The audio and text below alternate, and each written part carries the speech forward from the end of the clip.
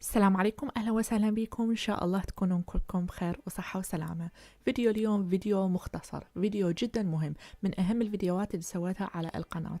فيديو عبارة عن روتين العناية بالطفل اللي يعاني من السعال، الزكام، الأمراض الموسمية اللي تخص الجهاز التنفسي. شنو هي الأمور اللي تقدرون تسووها بالذات بفترة الليل ما قبل النوم حتى تحسنون من حالة الطفل، وأيضا تنطبق هذا الشيء على الكبار بنفس الحالة.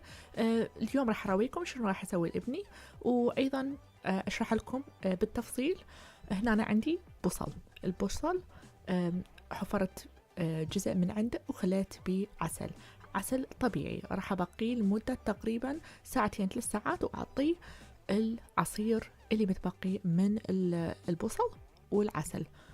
أعطيه إياه قبل النوم، ملعقتين قبل النوم، ممتاز جدا لتكسير البلغم، السعال، تخفيف الحرارة. أيضا عندي هنا شراب الألدبري سويته وخزنته في الثلاجة، يبقى لمدة تقريبا من أسبوع إلى أسبوعين.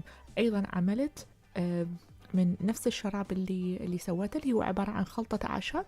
عملت نوع من الجلي، وخليته بقوالب سيليكون، وبنفس الوقت إن شاء الله أعطيه هي زينة جدا للمعدة وزينة لتقوية المناعة. أيضا سويت له شاي من الكركديه والبابونج، ممتازين جدا لتخفيف الحرارة بطريقة طبيعية.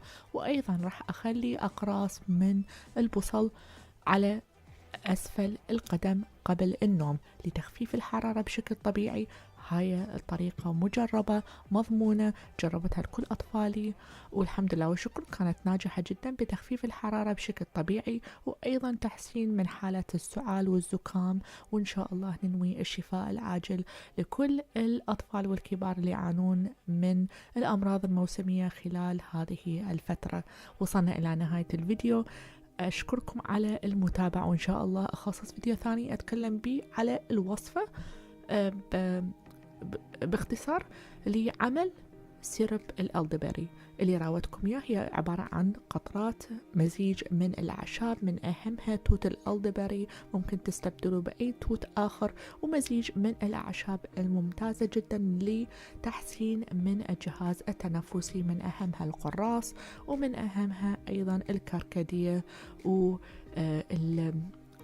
الأعشاب الثانية اللي ترفع المناعة. أشكركم على المشاهدة، وإن شاء الله أراكم في فيديو لاحق. مع السلامة.